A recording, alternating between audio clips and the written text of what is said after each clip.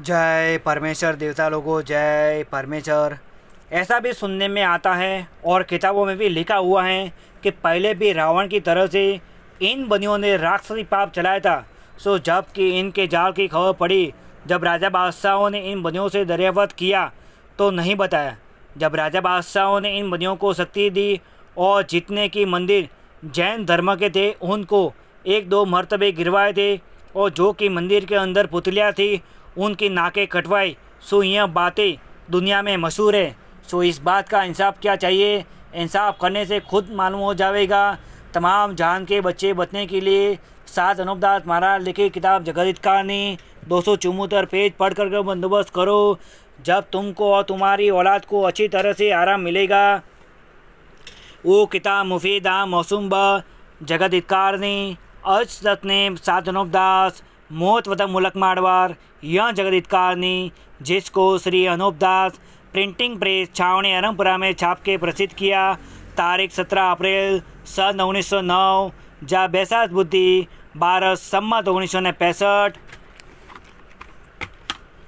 Page number 58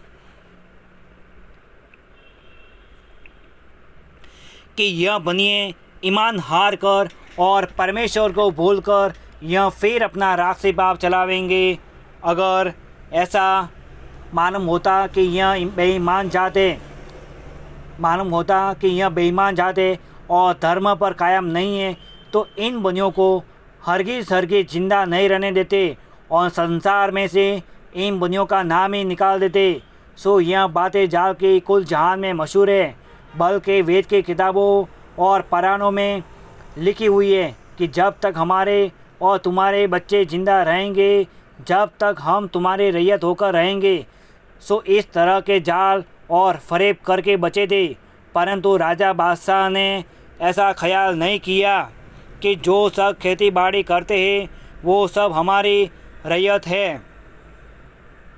परंतु यह बनिए लोग हमारी रैयत क्यों कर हो गए? क्योंकि इनके तो अनेक तरह के जाल है। क्योंकि जब हम काफिरों को छोड़ देंगे तो यह बनिए हमारे गुजरने के बाद फिर काफिरी पाप चला करके हमारे बाल बच्चों को और रैयत के बाल बच्चों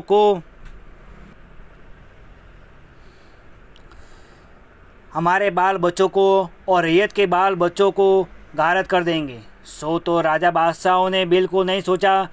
देखो भाई, यह नहीं सोचने का ही सबब है कि सिवाय इन बनियों के और किसी जात के घर में पैसा नहीं है, और इन बनियों ने कुल जहान का धन राक्षसी पाप से दरियाओं के किनारे खींच लिया है, और जो कि जाहिरी धन है वो बेईमानी से और कपट से संसार का लिया है, वो छुपा रखा है। और यह बनिए संसार के देखने के वास्ते गरीब होकर रहते हैं और दुनिया से डरते भी है कि जो दुनिया को हमारे जाल की खबर पड़ गई तो हमारा धन छीनकर और बांट के सबों के घरों में पहले कैसा धन कर देंगे, तो फिर सज्जक हो जाएगा। परंतु सज्जक इसको कहते हैं कि जिस किसी के घर में रुपया, पैसा और अनाज वगैरह का शौक़ होवे और किसी चीज़ की भूख न होवे, परंतु इन बेईमानों के दिल में ऐसा इरादा रहता है कि सबों के घर का पैसा रुपया हम ले लेंगे। तो हिंदुस्तान का पैसा तो ले लिया है, धन लेने की ही गरज से इन बनियों की दुकानें दूसरी बादशाहतों में पहुंच गई है। उनको हिंदुस्तान के राज कराने का लोभ देकर और रुपया वगैरह की मदद दे करके लाना चाहते हैं, और हिंदू मुसलमानों के बच्चों को मरवाना चाहते हैं और रहे सही धन को लेना चाहते हैं। दूसरे मुल्क के राजा बादशाह को राज कराने को लाते हैं। उनको यह तो खबर नहीं है कि जिस तरह से हिंदुस्तान का पैसा ले लिया है उसी तरह से हमारे मुल्क का भी लिया चाहते हैं। इस बात से हमको भी हिंदुस्तान में लिए जाते हैं। अगर वलायत के लोगों को ऐसा मालूम होवे कि जैसे हिंदुस्तान को तबाह किया है उसी तरह से हमारे मुल्क को भी तबाह किया चाहते हैं। इस बात का पेज नंबर 59। इस बात का हाल वलायत के लोगों ने मालूम हो जावे तो रावण की तरह से इन सौदागरान को भी गारत कर देवे।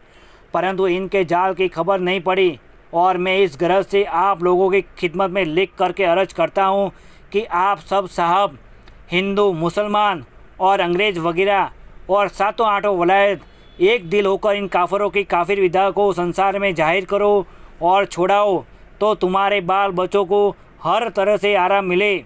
नहीं तो यह काफर लोग ऐसे हैं कि सबों को भूल ही भूल में गारत कर देंगे कि जो फिर तुमको इनके जालों का पता भी नहीं लगने देगा। सो तुमको अगर तुम्हारे बच्चे प्यारे मालूम होते हैं तो अपने बच्चे बचने के खातिर इन बनियों के काफिर जाल का बंदोबस्त करो और इन बनियों के जाल की खबर सातों आठों वलायतों को दो ताकि अपना भला होवे। नहीं तो यह बनिए तमाम जान को गारत कर देंगे कि जिस तरह से हन्नाकुंस राजा ने और रावण ने और कानून बादशाह ने राख सिपाह चला करके 3 लोग की बुद्धि भ्रष्ट कर दी थी। सो 3 लोग सातों आठों वलायतों के हिंदू, मुसलमान और अंग्रेज़ों को और जिस कदर ज़मीन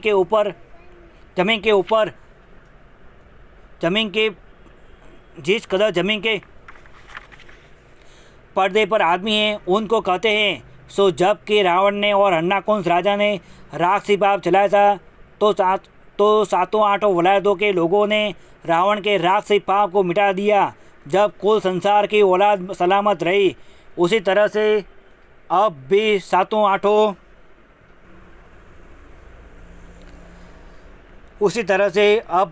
आठों वलायतों के लोग एका करके इन बनियों के जाल को छुड़ाओ, जब फिर संसार की औलाद को सुख प्राप्त होगा। नहीं तो यह सातों आठों वलायतों के लोगों को जिस तरह से अपने दिल के अंदर मुनासिब समझेंगे रखेंगे, ऐसा ख्याल करके इन बनियों ने राख से विदा का पाप चलाया है। इसको देखो कि इस वक्त में तो दुनिया ज़्यादा है और दुनिया से बनियों की जात थोड़ी है। सो इन बनियों ने यह सोच रखा है कि जब संसार के अंदर राजा बादशाह मय रैयत के थोड़े रह जाएंगे, जब यह बने अपना राज करेंगे। सो जब कि राजा बादशाह और रैयत संसार की इन बनियों से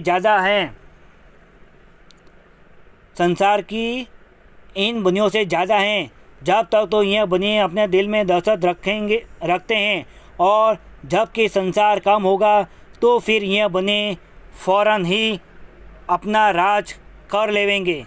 इस गरज से इन्होंने राख सिपाह चलाया है जिससे हजारों आदमी को कई बीमारियां करके मार देते हैं और सारे जहान में यह बात पहले से प्रकट कर देते हैं कि हैजा वगैरह की बीमारी जगह जगह हो जाएगी और हजारों आदमियों को काल का बहाना करके और काल डाल के मार देते हैं।